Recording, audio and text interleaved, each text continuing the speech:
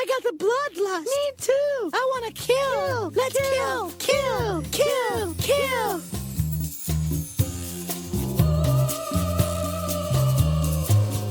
Hello, listeners, and welcome to The Bloodlust.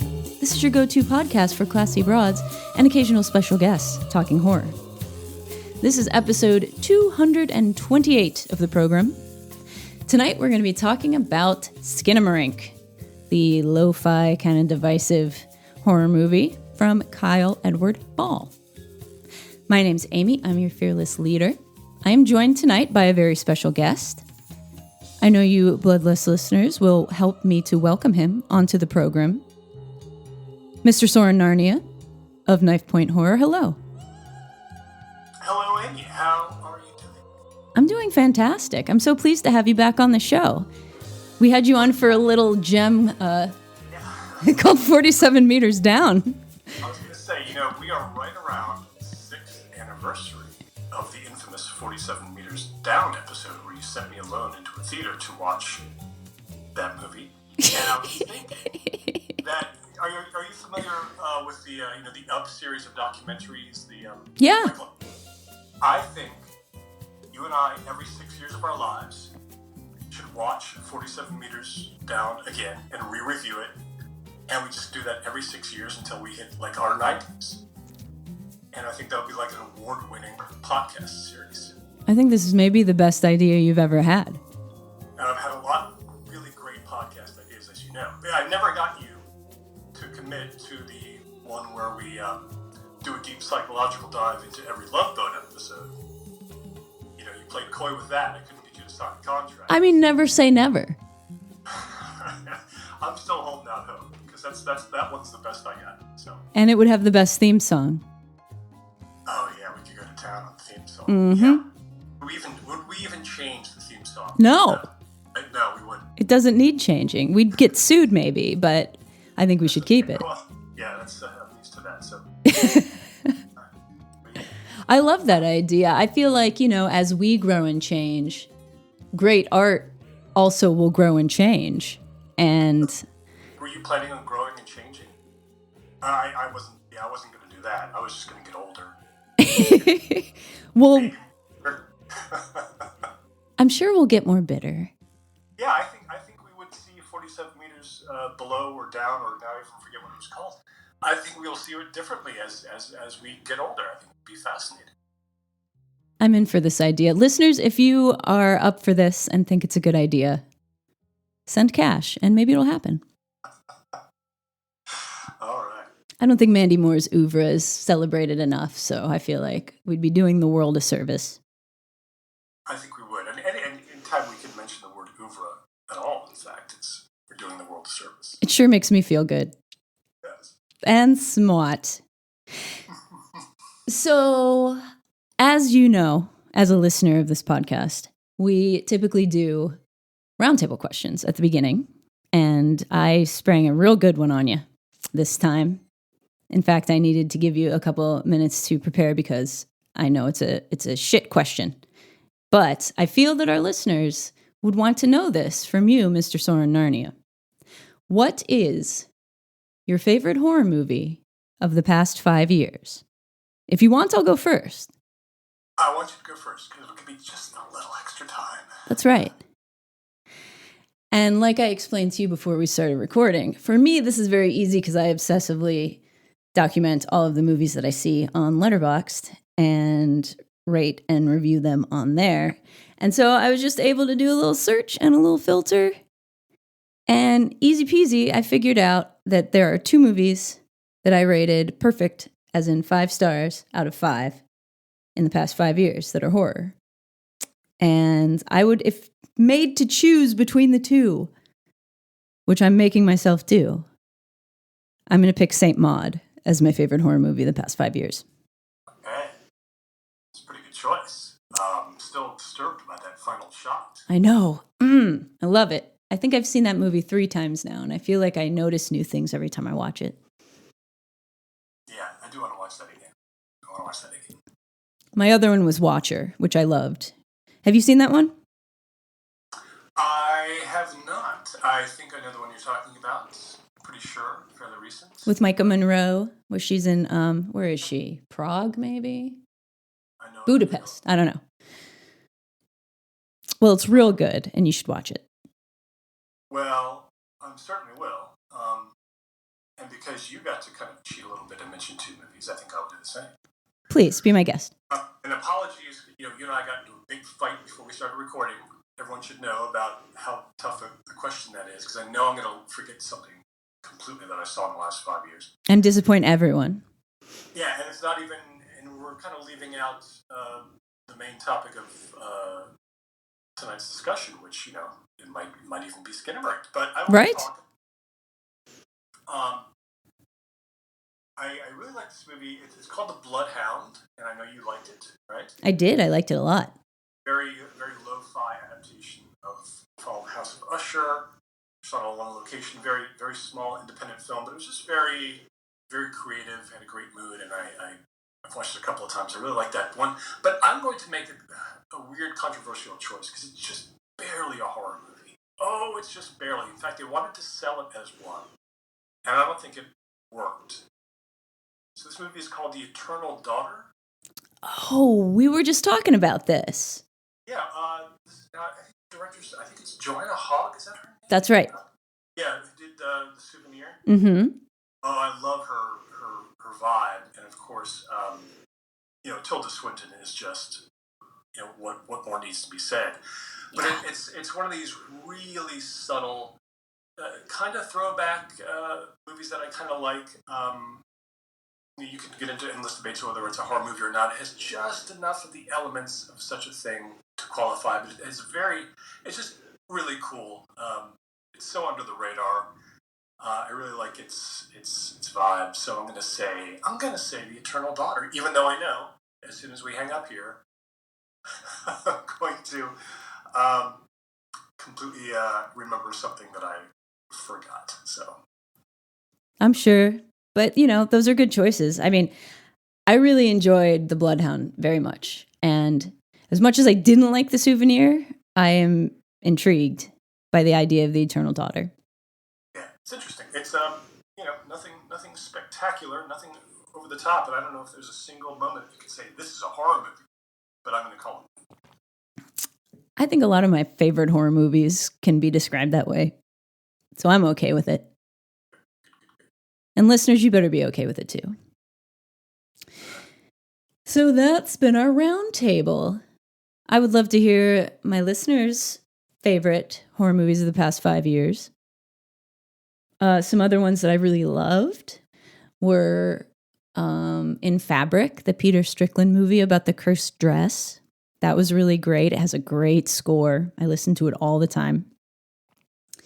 And another one is Possum, which I think is one of the most visually disturbing movies I've ever seen. I'm actually a little bit afraid to watch Possum because of certain images, including a video that you posted. Yes. Which actually makes the movie more disturbing. And I haven't even watched it yet. But just the still frames from Possum, like, I don't know if I need this in my life. I get disturbed pretty easy. Lucky. I don't, and that one got me, so you could watch it through your fingers, maybe.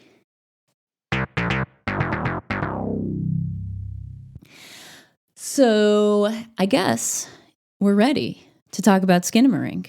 Let me go through some of the stats here, and then we'll get into it. This is the feature film debut of Kyle Edward Ball.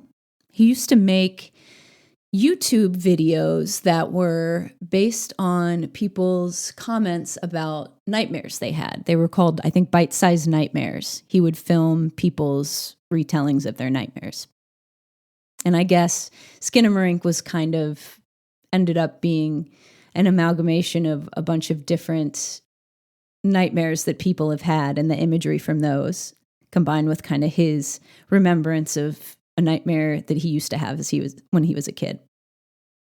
It stars Lucas Paul, Ross Paul, and Dolly Rose Tetrault. It's unrated. It is 1 hour and 40 minutes. It premiered at the Fantasia International Film Festival, which is in Canada, I think, July 25th of 2022. Is that right? Could it have been that long? Yeah, I guess so. And it was released January 13th of this year. It has quite a disparity between the Rotten Tomatoes critics score and audience score. It's 71% fresh with critics and only 44% fresh from the audience. And what's it about? It's a very simple story. It's about a little brother and sister, and they wake one night to find that their dad is missing and all the doors and the windows and various objects in their house have disappeared. And they're trapped. This was a very low budget picture, 15 grand. It's made a good amount of money. I was really impressed that it got a theatrical release. Seeing something as small scale and weird as this in a theater would have been really cool. I didn't get to go see it in the theater, but I'm sure it was really cool to get to do that. So what did we think of it? Soren, your thoughts? Well, Amy, I think this might be my favorite horror movie of the last 5 years. Really? You didn't want to spoil. I see what you did there. Well, but not in terms of an enjoyable viewing experience. This is a tough one. I completely understand that a lot of people just cannot deal with this movie because it kind of feels more like an art piece that you go to a museum to see. Mm-hmm. But I am constantly whining to everyone who will listen how I want originality. I want something different. I want to be shaken up by horror. I want. You get to a certain age where you've seen so many horror movies that all the tropes you see them coming a mile away. Right. And you just want something different. And I mean, this director made so many conscious, bold choices throughout this movie. Not just with the look, not just with the pacing, which is totally glacial, yes. Yes.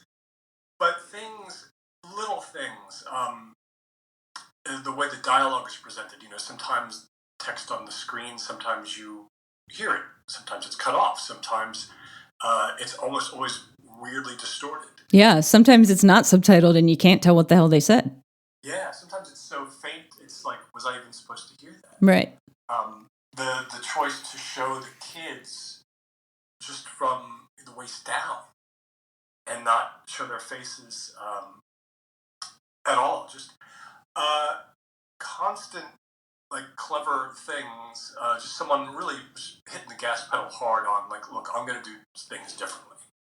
And I'm going to go for the most primal experience. And it really is, it's a sensory experience more than anything else. Mm-hmm.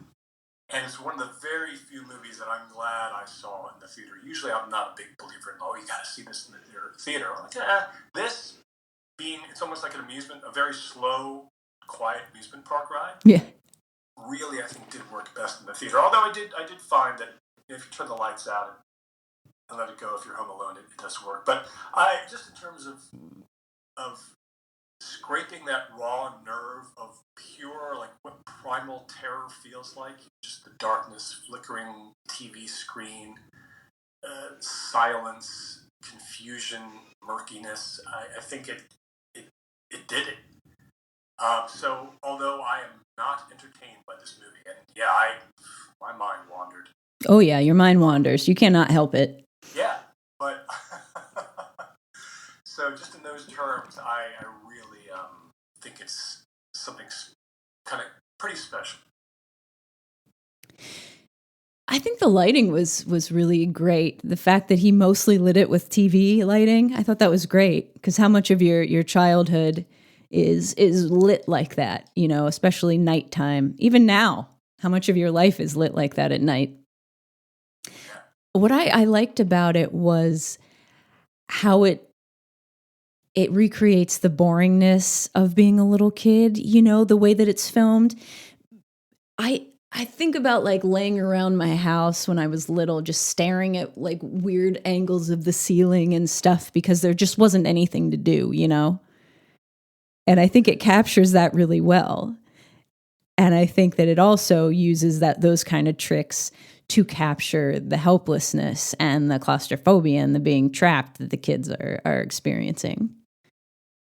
Yeah, where just the TV is always on, the cartoons are just always on because why not? And you're a kid, you want to have something on, so it's just kind of flickering in the shadows.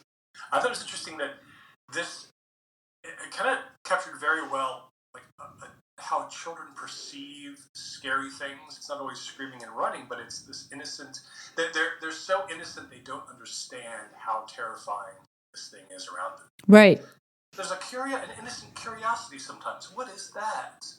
What's going on over there? Which makes it kind of even darker and more scary. Right, because we know to be afraid, but they don't know. Yeah. Which I think is very effective in this. Yeah. Yeah. Did you like the look overall? Do you think like it had a purpose and it definitely needed to look the way it did? I think that it was a little bit infuriating, but I think it contributed to the overall feeling of the movie. I think that I would have maybe preferred it to be more of a very point of view kind of based shoot like film style, where I would have liked, I liked a lot of the angles and stuff like that, but I would have liked it all to have been, until certain things happen, very low to the ground and everything filmed from below going up and stuff like that, because I feel like it would have really put you in the shoes of a little kid even more. Yeah.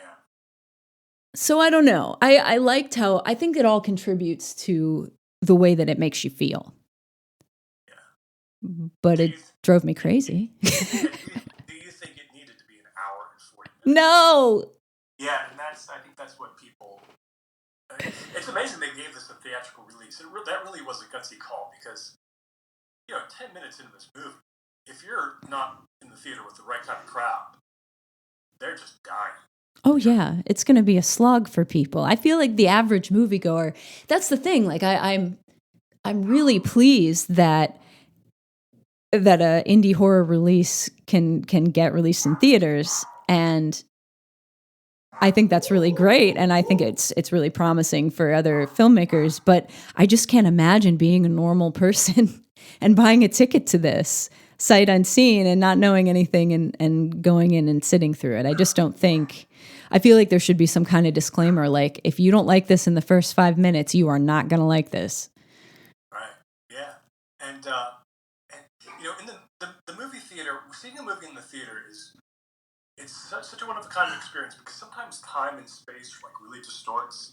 Mm-hmm. Especially when a movie is really slow and quiet. There was a point during Skinamarink where I thought, I've been here for 7 hours, and this movie is never going to end. Even as I was admiring it from a technical standpoint, what he was doing, I was like, when am I going to ever leave this theater? Yeah, I'm in a Twilight Zone episode. I'm going to be here for the rest of my life. This is it now. Story structure, because you don't know where this is going. It's like, is it even moving forward? Is it? So it's a rough one. Yeah, and it's just like you said, it's not story driven at all. It's I guess emotionally driven or imagery based. I don't even know how you would describe it. It's definitely very experimental. I definitely think it should have been a short. My own self. I think this movie is the poster child for it should have been a short. I think it could have been a half hour or 40-minute short and it would have been great, but I think it also could have been a 15-minute short and it would have been great.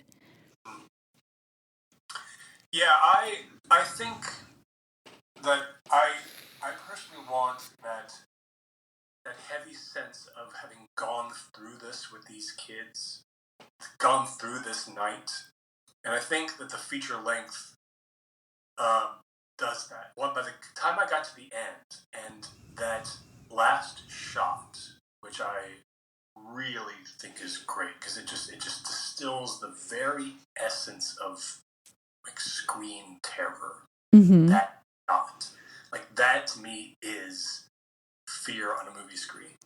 But I felt like I had been through an ordeal, a quiet ordeal. So. Yeah, the question is, is it worth it? Is it because if this were presented to me, well, I'll give you this. You are the head of the studio, and Skinamarink is brought to you. It's like you have to release this. You got to do a theatrical release. What do you what do you cut? Do you cut anything specific that springs to mind? I mean, no. That's the thing. It's hard to figure out. I mean, you would just have to cut half of the shots out, Not any of the action. You could cut a lot of just the establishing stuff and make it shorter. Just nothingness, but I mean, I would screw it up probably, but yeah, I guess that's where you have to. What little story spine there is has to stay. It's just shots, and there's just a lot of static shots of. And the third time I watched this, I tried to examine okay, well, wait, am I missing something? Is there a kind of a sequential thing going on here with these shots? And I don't know if there is. I really don't. No, I don't think there is. I think it's just trying to show you the aimlessness of him being trapped in there and him having nothing to do and no control over his situation. And I wonder, if you just distilled the movie into what happens and the movie was, say, I don't know, 20 minutes long, would it give you the same feeling? Does it need to be this long? Maybe it does. Yeah, this is a question I've never. It's tough. It's a tough question. We've been so trained as moviegoers to think that a feature-length film is the true hallmark of something that is worthy to be discussed and shared and recommended. We don't think in terms of a 40. We'll never live to see the day when we all go to see a movie theater. Right. To see a 48-minute film, no matter if it's the greatest movie ever made, we're just not going to do it. So it's like the short version of Skinamarink. It would just somehow wouldn't ever enter. Yeah, no one would be talking about it. You're right. People would experience it less. It's very strange. So even if it was better, it wouldn't be Skinamarink. Right. And it's really a shame when you think about it, because horror as a genre works better in the short format. Short stories work better than horror novels a lot of the time. And anthology horror a lot of times is punchier and better than full feature-length horror movies. Yeah, absolutely. To me, there are a lot of horror movies which I would have really liked had you lopped off the pointless 25 minutes where there was really no story and you didn't need this at all. I'd be scared to try that editing technique with Skinamarink. I think I might lose the essence of. It's almost like you have to go through the ordeal is the show almost. Right. But you didn't enjoy watching this.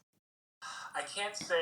Well, yeah, I sat there going, "This is so cool. This is so cool. Oh, look at that. Look what he did there. That is so cool. I would not have thought to do that. It's so. Look how closely we are getting to the just the most raw terror you can see on a screen. This is at no point do I want to rewind and rewatch things. It's just you either buy into the whole experience or you move on to something else.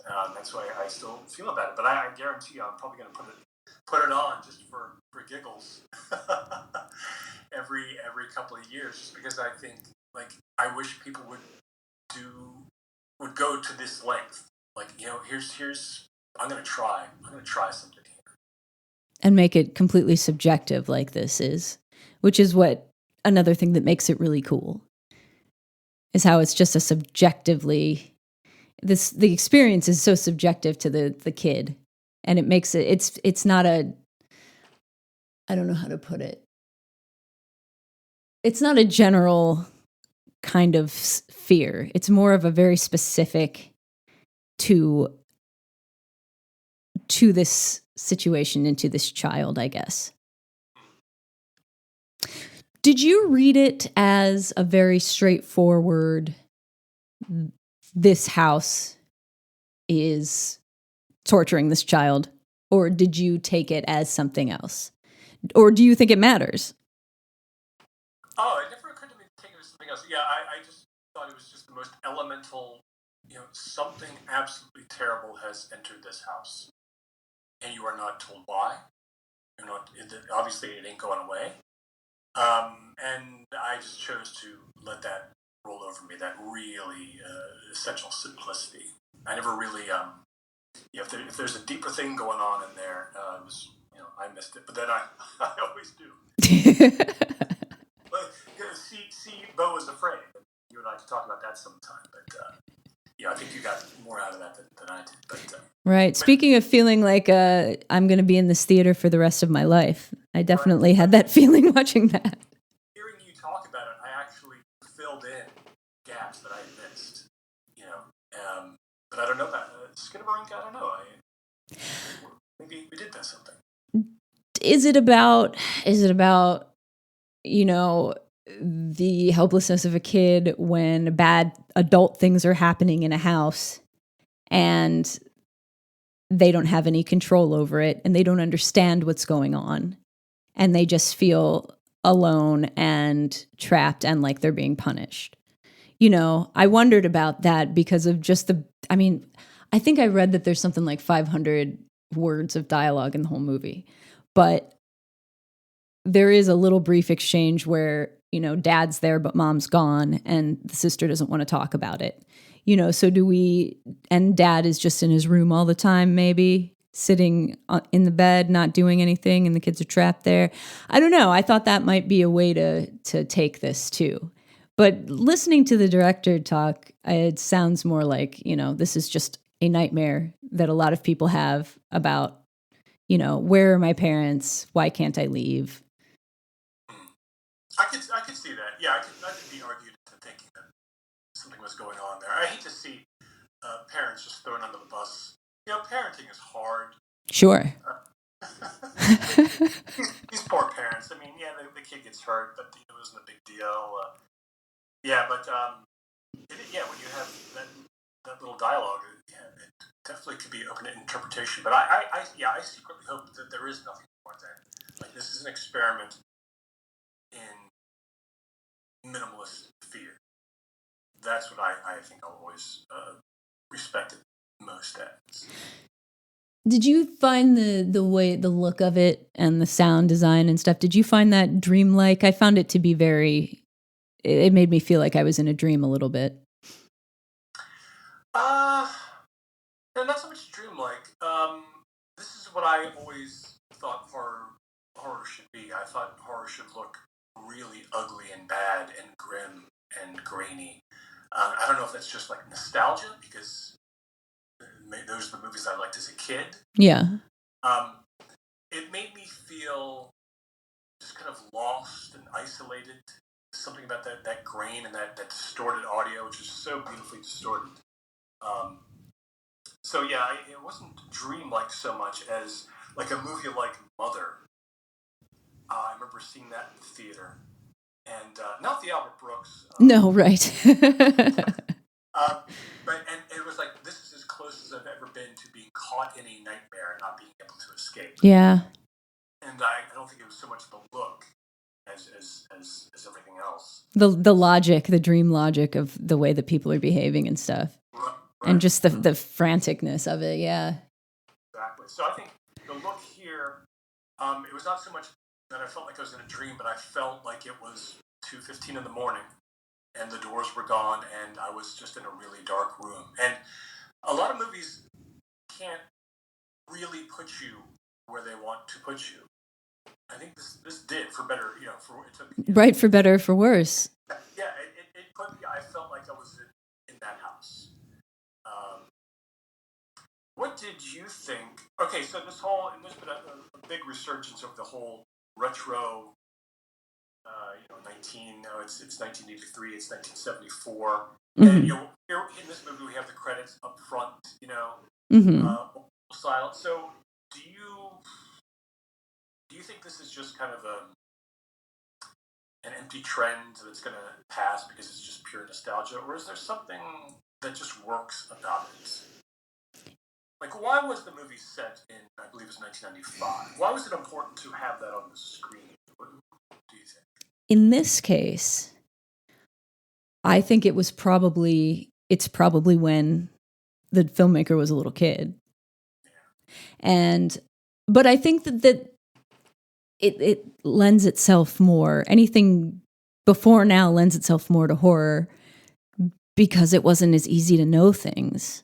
It wasn't as easy to contact people. It wasn't as easy to find a flashlight, stuff like that. I think it's always going to be easier to make your horror movie before cell phones, for sure. Yes, it's cell phone technology destroyed everything about horror. It has completely reshaped horror. GPS. It has. But it's given us found footage, which I kind of like. So, I mean, it didn't give us, but it's responsible for the resurgence in found footage, which I do enjoy. I think this definitely taps into a certain generation's childhood in order to put you in that place. I think that's what the grain is for, and the old school TV light and stuff like that. Yeah, I think maybe it wasn't entirely necessary to print the date on the screen, but maybe I'm just a different generation. Maybe it is necessary for a youngin. Right. Skinamarink, like, wait, I need some grounding. Why does this look like this? What's he doing with that telephone? Why does it have a cord? This is how old I've gotten. You have to print 1995 on the screen, otherwise someone is not going to get it. Right. The one other thing that why I don't enjoy watching this is because I also find this movie to be really sad. It really gets me when these kids, bad things start to happen, and just they're like really good acting on the part of the kids. Just their voices saying something like, "I feel strange." Yeah. I'm scared. Or toward the very end, can we put something happy on? Yeah. The TV has been on, and I find that like weirdly heartbreaking. And like I don't like. Please let me out. I feel so awful. Yeah, I hurt myself and I don't feel good. Yeah, again, that innocence. So I would like it. I would probably enjoy the watch more if it wasn't so kind of painful in terms of just the empathy for what the characters are going through. Yeah, and the fact that it's a little baby. A little baby. A sweet little baby, or two sweet little babies for a while. Yeah, it's just unpleasant.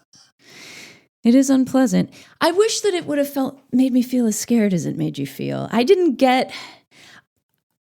kind of felt detached from this, and I can appreciate it for a lot of the reasons you talked about, for the, originality of it and for the uniqueness of how it looks. But I don't get an emotional or visceral reaction to it, unfortunately. And I just wonder sometimes, we talked about before we started, about still plugging away doing the podcast. And sometimes I wonder if I don't like horror movies anymore. I'm glad you said that, because I think I feel the same way. Oh my God, we both admitted it on the air. I can't believe I said it. I'm probably going to cut it out. Having the horror review podcast, you might want to think too late. Yeah, I have the same feelings too. Like, because I'm so, as I said, I'm so jaded that, like, look, have I simply aged out in a weird way from horror? Right. But then, something brings me back. Like, I will see something kind of cool once in a while.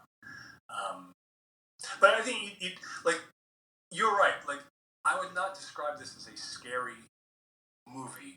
It is creepy. It generates a creepy vibe, but there's not a single moment where I was like, "Ooh, I'm getting that, like, I'm getting the willies here."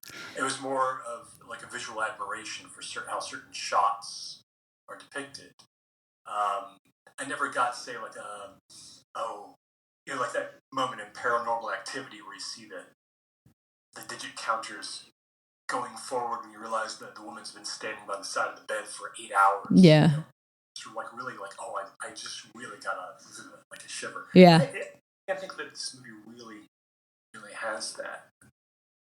A lot of people describe it that way. A lot of people, that's why I had to get over my initial disappointment when I watched it, because I had read a lot of stuff about people saying that this is the closest that I felt to being scared like I was when I was a little kid, and stuff like that. And so I was really excited, and I got in, I had my headphones on, I was in the dark, and I was really trying to feel it, and I still couldn't.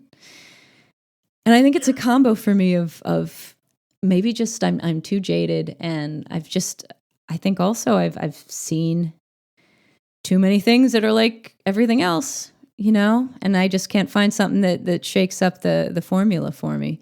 I think this did, but I didn't engage with it emotionally. I could only appreciate it kind of intellectually.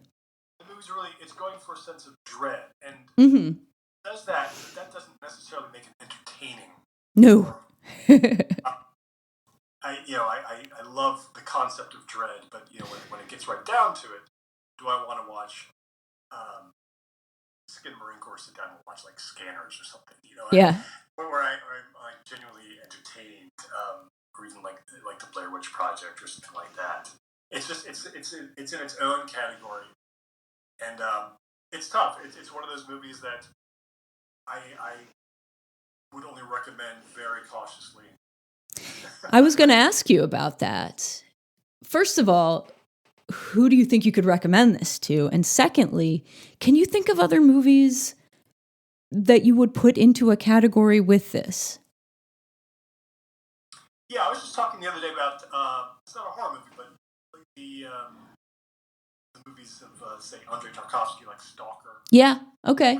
It's like, I love these movies to death, but like, you have to add this big proviso, telling people, like, look, you have to just sink into it. It's not, in terms of horror movies, that's a tough one. I know. They're definitely out there.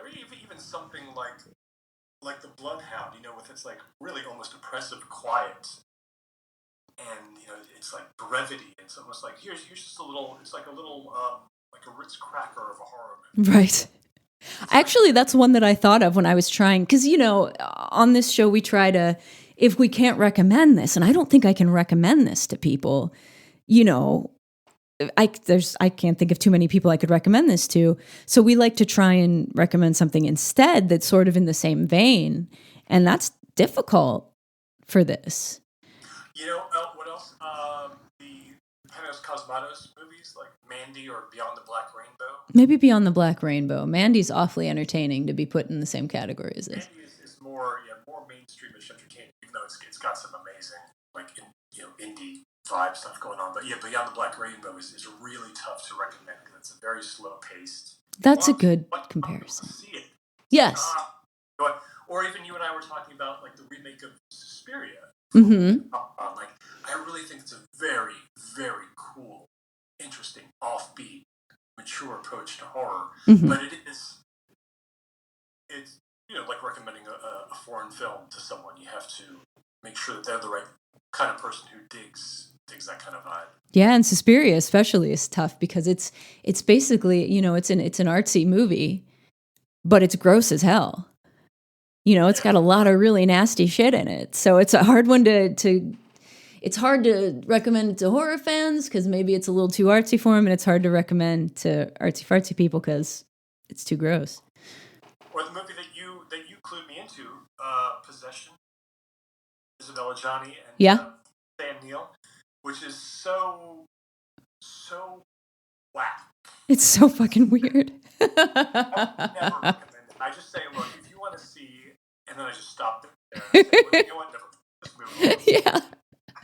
Actually, no. What I do is I say, go watch the one scene of Isabella Gianni in the sun. Yeah, watch her freaking out. It's the greatest freak out scene ever filmed. Right, and maybe that's all you need to know about Possession. Or maybe just without any other context, just show him the monster. Oh. Just a shot or two. Yeah, sure, why not? Yeah, and while you're at it, show him the monster from Beau is Afraid, too. See if they can make head or tail.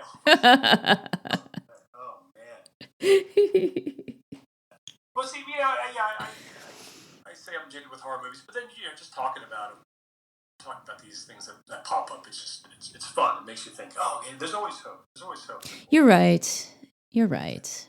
Just because things don't scare me anymore doesn't mean that I don't enjoy them. I mean, that was part of the reason I wanted to do, other than having you on, part of the reason I wanted to do that as the roundtable question is like, sometimes I get discouraged, but I have to remember that something like St. Maud came out just in the past 5 years, and that affected me a lot. And Watcher. Yeah, exactly. I sometimes think, there's been a big deal made of, we're in this renaissance of movie horror, and I think, well, I don't know about that. Maybe, percentage-wise, I think there's still a lot of just really forgettable, terrible things put out. And they look classier, certainly. Yeah. Because, technology, but, I still wait a long time between horror movies that I really dig. A long time. So it's even more special when it happens now, I guess. Yeah, I guess that's true. We get the kind of record collector kind of feeling when you find something. I do a lot of digging, so I'm sure you probably do the same. Yeah, what I do is, I don't know, like you, I really dig the idea of found footage. I think, but man, how much trash. Oh, so much trash. Do I have to wade through to find the one? And it is so rare for me that I can. I did see one that had some kind of promise to. I won't even ruin it for you. I'll tell you. I'll tell you off the air because I'm not sure about it. So okay. I'll see what you talk about. I wonder, is it horror in the high desert? No, but it is. The movie does depict horror in the high desert. Is it Outwaters? It's Outwaters. Okay, we can talk about it afterwards if you want. I'm still not sure what to think about it, but yeah, like you say, the second half of Outwaters takes it's almost a Skinamarink vibe. Like, yeah. I'm going to plunge you into darkness with just a flashlight beam. Nothing else for about 45 minutes. Let's see if you can deal with it. So again, that makes the kind of like, wow, I like. Do I want to tell people about this, like, or do I want to say, you wouldn't think really much of the movie, but it does have this aspect to it. It's I wonder if maybe, something like Skinamarink, something like that, maybe they're movies to recommend only to people like us, people who are seekers in a way for good horror. People that are willing to put up with some discomfort and maybe some boredom to try and find something interesting that they haven't seen before. Yeah, it's funny. I think at this point, I will take a hefty amount of boredom in place of just very common tired tropes. Mm-hmm. Well, really liked the last 5 years, and again, just barely horror. Can you even call it horror? We're all going to the World's Fair. Oh yes, I would definitely call that horror. Interesting, just an interesting, different flick. That was another one that I thought of when I was thinking of something sort of in the vein of this to recommend. But I was mostly going by look, and tone for that. Yeah. That's a tough one to come out and say, you got to see this movie. Right. Nope, has to see. No. Going to the fair because sometimes they're just going to hate you for the recommendation. Yeah, or they're just going to be on their phone the whole time. Yeah. Because not enough happens. Yeah. And I do empathize because I'm always whining about, 60 minutes of plot, an hour and 40 minutes of movie. Right. This is not what I want. This is not what I want. I know, and it's like we got to have it. We want to have it both ways because it's like I like. I'll say in one episode, I like that we don't really know what's going on with this bad guy, and then in the next episode I'll say, I wish we would have gotten some more background on that bad guy. So it's I don't know what the hell I want sometimes. Yeah. So why don't we just briefly talk about spoilers, if there can be such a thing for this movie.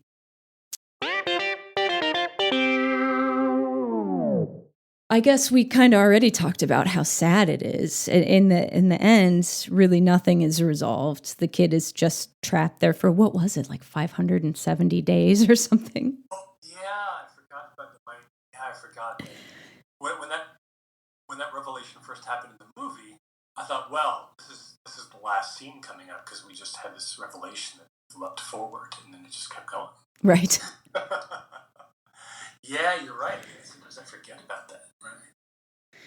So he also is made to hurt himself. I thought the 911 call was a really good scene. I also really enjoyed, and my girlfriend hated this, by the way. She's a textbook normal non-horror fan, and she was mad at me.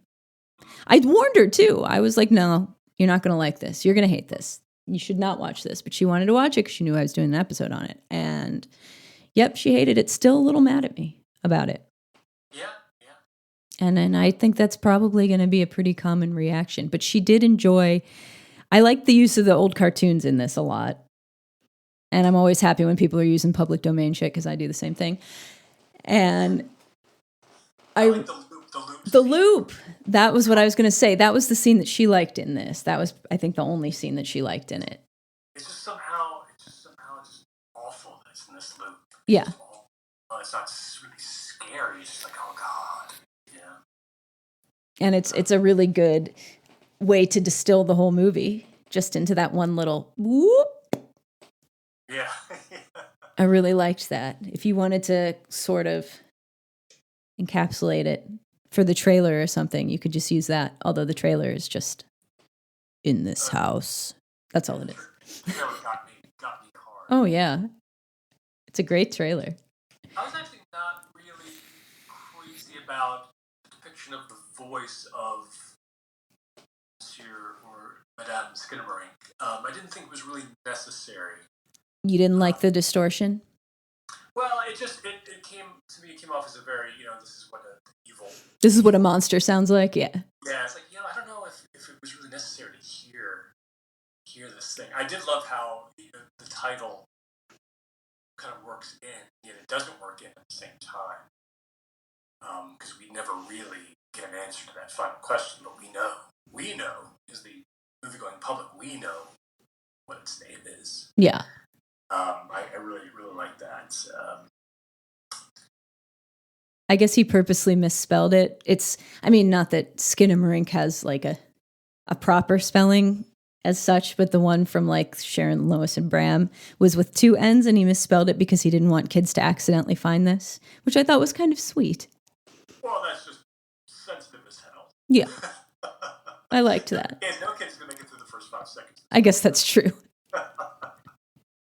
Oh, man. Yeah, the spoilers. It is an almost spoiler-free. Yeah. I say that, look, you're not going to get any resolution to anything. There's your spoiler. Pretty much. He's trapped in the house. His sister... Do you remember the Twilight Zone movie? I thought about that. Sure. That scene, that scared the crap out of me when I was little, when he finds his sister and her mouth's gone, and that's what that reminded me of. Yeah. One of the hallmarks of childhood, because the rest of that particular episode, it was okay, but that shot, yeah, his mouth has been taken away. Like, yikes. And the sister in that, the one who can talk, that's Bart Simpson. Yes. I love that. I love all the trivia around the Twilight Zone movie. Of course, a lot of it's really, really sad. Yeah, I do enjoy, especially just kind of like having on the very first scene, the preamble scene. Sometimes it's just like it's a fun scene. Yeah, and I love so many actors in that. Yeah.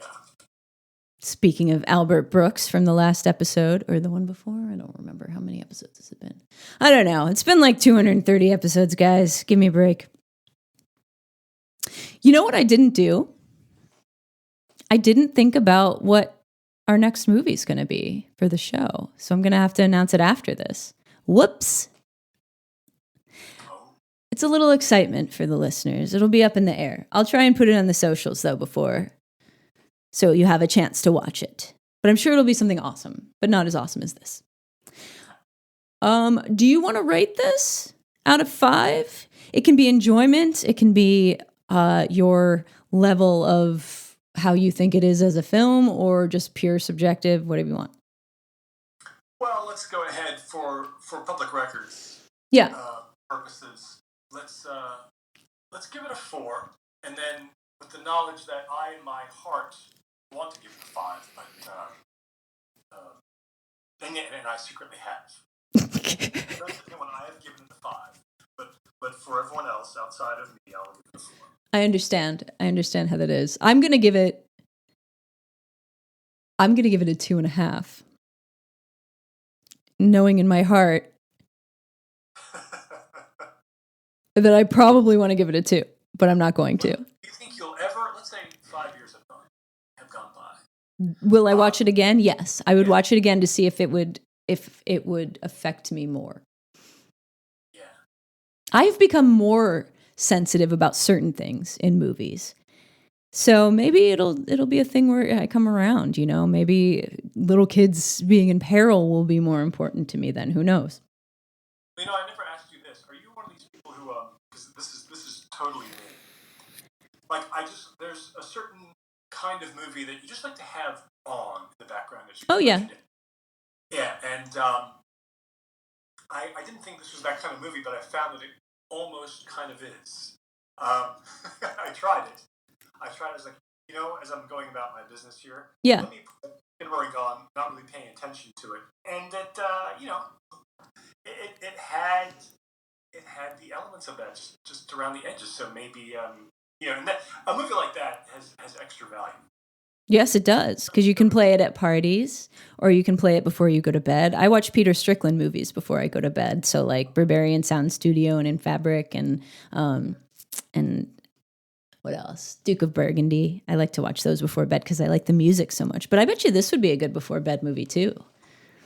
Yeah, you never quite know which movies are just like pleasant to have on in the background. Sometimes a movie is actually too interesting, right, for work. Like I can't put The Exorcist on just in the background. Like, no, the acting's too compelling. Yeah, it can't. It doesn't work. I have to. Yeah. But some movies, and they hold a very special place for me. Such things. Are there any movies that you think that people would be surprised are one of your movies to put on while you're doing stuff? Oh, it's freaky. Like I've learned that there's an unlimited number of times that I can put Stalker on, or The Shining, or and you know, most of the movies I watch are not horror movies at all. Right. Like recently, I had the 5-hour director's cut of Till the End of the World, Avengers movie. I've never seen that. Yeah. Again, it's one of those. I'd like to recommend it because I love it. I have to, preamble, but I had that 3 times in a row. Like I watched it straight through the first time, but then I just like, you know what? It has cool music. It goes on for 5 hours. I like everything in it. I like everyone in it. Let me just let it fill the apartment. Yeah. During the day. I've actually put Russian Ark on before when I've been going about my business. Yeah. Oh, that's a great one. That's a great one to just walk past and catch a couple of minutes of it. Yeah, look over it at your leisure. Yeah. That's a good question to pose to the listeners too. What's your background movie? What's your going to bed movie? Are they weird like ours? Actually, I think Russian Ark's a really good movie for that. It's a better movie for that than probably sitting and watching. Yeah, I haven't sat and watched it for many years, but I'll just maybe I'll throw that sucker on sometimes. Right? as wallpaper. Or Barry Lyndon. Oh yeah, well Barry Lyndon is for me. I wound up getting. Yeah, you might get sucked into that one a little bit more, but the music's so nice, you know. Yeah. But when you start to know a movie by heart, you start looking over less and less, and yeah. See, that's something I don't do that much anymore is rewatch things. I rewatch stuff for the show, but I don't rewatch things as much as I used to, and I miss that sometimes. Just really memorizing a movie. Like a dedicated rewatch of the movie is like incredibly rare for me. Mm-hmm. Comes apartment wallpaper. That I can, I'll do it 4 or 5 times. Right. The dedicated rewatch. That's territory that they have aged out of. So. Maybe so. Unless it's Jaws. There's just so much content now. Unless you're showing it to somebody for the first time. Or it's Jaws. The Jaws rule, will remain in effect until the day I fear. My favorite thing about Jaws is the story of when John Williams went to Steven Spielberg and was like, I have the best idea for the theme. Are you ready? Dun-dun. I just think that's so great. And what is this a joke?